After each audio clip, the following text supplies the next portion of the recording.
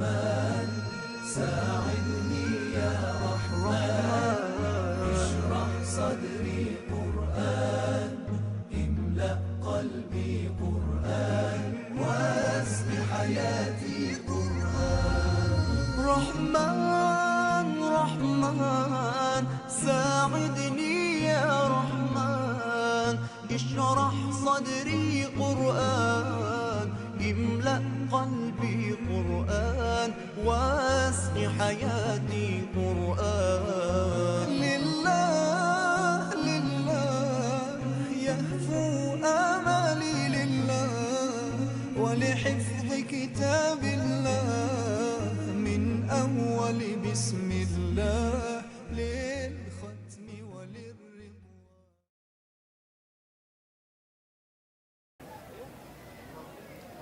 أعوذ بالله من الشيطان الرجيم. بسم الله الرحمن الرحيم.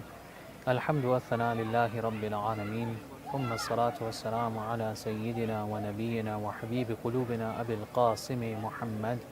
اللهم صل على محمد وآل محمد وعلى أهل بيته الطيبين الطاهرين المعصومين المنتجبين المكرمين، لا سيما بقية الله في الأرضين، روحي وأرواح العالمين لتراب مقدمه الفداء، ولعنة الله على أعدائهم إلى قيام يوم الدين.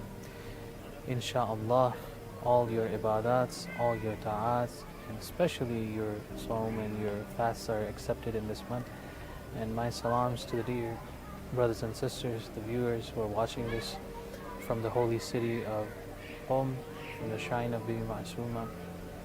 Before we begin with our rumination today, just a quick reminder that if you have any questions or if you have any reflections of your own that you want to share with us, you can email us at RAMADHANRUMINATIONS@protonmail.com.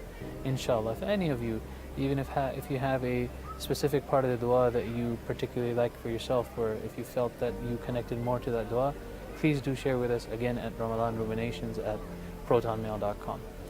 We begin today with another part of the dua, and this section specifically is a bit longer. And because it's a bit longer, it will be harder to explain it in as much detail as the other ones. But just mentioning this part of the dua, I think, is worth it, even for the brothers and sisters, if they can recite this part of the dua. And it begins like this: Bismillah ar-Rahman ar-Rahim. Allahumma inni kullama qultu qad tahayya'tu wa ta'abba'tu. O Allah, each time I decide to prepare and ready myself for offering prayers before you and conversing confidentially with you, whenever I want to do munajat with you, whenever I want to stand up for salat for you, alqayta alayya nu'asan idha ana sallayt. You throw on me a slumber whenever I stand for prayer. Whenever I want to come, whenever I want to come to you, whenever I want to do munajat to you, whenever I want to pray to you, it's as if at the last moment when I'm ready to pray, there's sleep that overtakes me, there's laziness that overcomes me, there's tiredness that comes on me. Thus you deprive me of conversing with you confidentially wherever or whenever I try to do so. What is wrong with me, Ya Allah? This is the part where the Imam starts, taking out his feelings towards Allah subhanahu wa ta'ala. This is where he's sort of doing muhasabah. This is where he's bringing out what we feel from within as to why things are going wrong. And this is an important part in this, right? We realize from Dua Kumal that Allah, when we speak to Allah, it's not only for du'as, it's not only to just pray, but also Ya man ilayhi shakawtu ahwali. I complain to him about my ahwal. I'm not saying that the Imam's complaining here, but he's sharing his state, he's sharing his hal, he's sharing what he feels is going on. So he says, what is wrong with me whenever I feel that my inner self has become decent? And how many of us have had this point where we feel that, we're becoming better people. وَقَرُبَ مِن مَجَالِسِ تَوَابِينَ مَجْلِسِي. And that my sessions have become similar to the sessions of those who are tawab, who turn to you quite often. أَرَدَتْ لِي بَلِيَّةً أَزَالَتْ قَدَمِي وَحَالَتْ بَيْنِي وَبَيْنَ خِدْمَتِكَ. A misfortune would inflict me, causing my feet to shake and standing against my showing servitude to you. There was this very interesting story that I'd like to mention here. Sayyid Qazi Tabatabai, the pearl of the Urafa, of the Gnostics, he had given one of his students a dhikr to recite on one of these nights of Shahr Ramadan. And he said that this person, he was ready to pray, he was ready to do these amal, but all of a sudden he realized that he had dropped his ring in a place where he shouldn't have dropped it. And as you know, there are certain ahkam when it comes to the ayats of Allah or like names of Allah. If they're written and they fall in certain places, you have to make sure that you remove them. So he said, the entire night I was busy trying to get that ring out and trying to save that name from najasa. So sometimes you're ready, you want to do certain things, but you see that all of a sudden you're unable to do that. You're unable to stand up for that. Then the Imam starts going as to why that happens. He says, Sayyidi, O my master, لَعَلَّكَ أَنْ بَابِكَ تَرَتَّنِي, perhaps you've pushed me away from your door.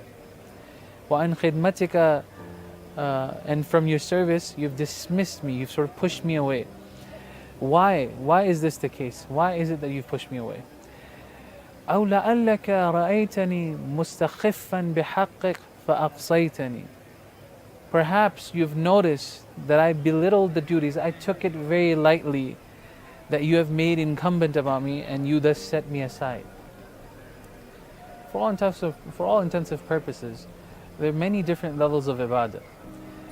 And within these different levels of ibadah, the way you interact with Allah subhanahu wa ta'ala is different. There are those who sort of worship out of fear, there are those who worship out of, they want profit, and then there are those who worship out of love or as free men. But in all of them, there's a certain love that's associated with Allah subhanahu wa ta'ala. And if we'd like to use this, certain spiritual personalities, when they would like to talk about or when they would like to give wisdoms, they would talk about these wisdoms in the form of Layli and Majnun. Layli was supposedly this person that Majnun had fallen in love with, and one time Layli says to Majnun, if you want to meet me here at 12 a.m. for example. And so Majnun shows up at 12 a.m. He waits, 12:30, 1 a.m., 1:30. There are no phones at that time too, so he's just sitting there. And finally at 2:30, 3 a.m. he falls asleep. He wakes up in the morning, doesn't see Layli, goes back. When he goes back home, he feels something heavy in his pocket, and he finds that there are walnuts there, girdu as they say. And then he finally meets Layli, and he says that, I showed up, why didn't you show up? And she said, well, I was there, I was watching you the entire time, but you fell asleep. And he's like, so, but I showed up. And she's like, that's not the point. In ishq hast, girdu bazi neest. This is love. This is not a game. You have to be serious, you have to take it seriously. This is not like going to the gym where your mind is off. When you're praying, you don't have to turn your mind off. You can't turn your heart off. This is something serious. Do you know who you're addressing when you're in your salat? Do you know whose word you're reciting when you're reciting the Quran? Do you know who you're asking from when you're doing your dua? If you're not, then you've taken it lightly. So the Imam says, perhaps I've taken this lightly. Perhaps that's the reason where this hala or this state comes upon me, that when I'm trying to come closer to you, that's taken away from me. Then he says, لَعَلَّكَ رَأَيْتَنِي مُعْرِضًا أَنْكَ. Perhaps you've seen me turning away from you. Perhaps I'm not there, I don't show up. I turn away from you, so you turn away from me. Many of us have this. But I want to move forward to certain other parts. أَوْ لَعَلَّكَ وَجَدْتَنِي فِي مَقَامِ الْكَاذِبِينَ فَرَفَضْتَنِي. Perhaps you found me to be in the state or in the station of liars, from the kadhibin, and thus you've rejected me. Maybe I'm perhaps lying too often, right? It's not just words that sort of come into this category. Sometimes even actions have indicate that you are lying.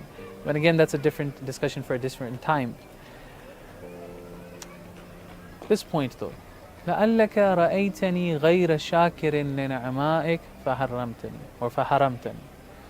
Perhaps you've observed me showing no gratitude for your graces. You saw me that I wasn't being shakir or thankful, and thus you have deprived me of them. And I apologize for sort of lingering on this point, but I want to mention this. There is a certain terminology that's being used in the West these days. It's called privilege.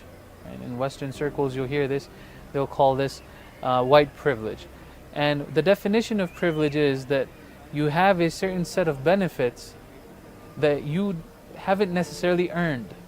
Right? So for example, they'll say white privilege, for example, is something that white people have certain benefits that certain other races or ethnicities might not have. And white people haven't done anything to get this. Now, I'm not bringing this discussion to have a discussion on ethnicity or racism. What I want to talk about is privilege. And so certain Western academics will say that this privilege is not only a benefit that they haven't earned, but they're largely unaware that they have this privilege.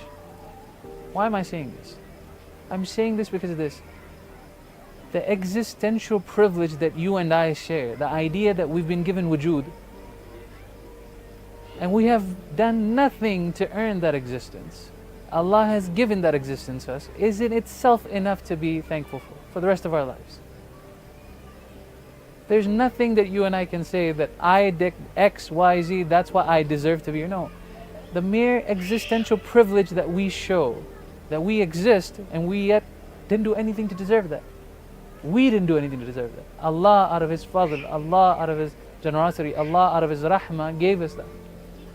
That is enough to be thankful for. So that's one idea of shukr. But is that enough? There's so many things in our lives that we can be thankful for. And وَإِن or لَإِن شَكَرْتُمْ لَأَزِيدَنَّكُمْ. If you're thankful, Allah increases you. There's so many, there's this ayah indicating that if you're thankful, Allah increases it. There's so many deeper nuances, there's so many deeper layers to this ayah, but we don't have time to get into this. But the idea that we do shukr. And what is shukr? What is one of the meanings of shukr? It's this. And this is where I'd like to sort of make the practical advice as well. If a father gives a child something that he always wished for, right? I'll give an example. Maybe your child wants a drone or something, or a PS4, and you give it to him. It befits the child that when he gets that from him, one of the ways that he can show that he's thankful for you or to you is that he takes care of that thing that's been given to him, that ni'mah that's been given to him. So if you live in the desert and you were seeking water and you were given water, it pretty much makes sense that you don't waste water. If you live in a situation where you need money and you sort of stumble upon a huge sum of money, it befits the situation that you don't waste that money, you take care of it, you do hifazah of it. How do we apply this to spirituality? There are times in your life that there are nafahat that come about, right? There are certain breezes that come about from Allah subhanahu wa ta'ala. And you feel closer, the heart breaks, the tears start to flow, right? There's a spiritual catharsis that happens. Right? You break. And you know that this happens. You're aware that sometimes it happens in certain du'as and certain places of that du'as as well. And it happens. And that feeling is very unique. You feel close. And according to some people, at that point, you'd be willing to give everything away just to be in that state. What is one of the ways to do shukr of that? One of the ways to do shukr of that is to not do anything that this feeling or this state is taken away from you. Because the love of Allah is very delicate. It's very delicate. At times, it's very sensitive. A small change within the heart causes it to go away. So when you have that feeling, when you're closer, especially in this month of Ramadan, when you have those feelings, right? Don't do something, or don't put yourself in a situation, don't commit an action where that delicate love of Allah goes away.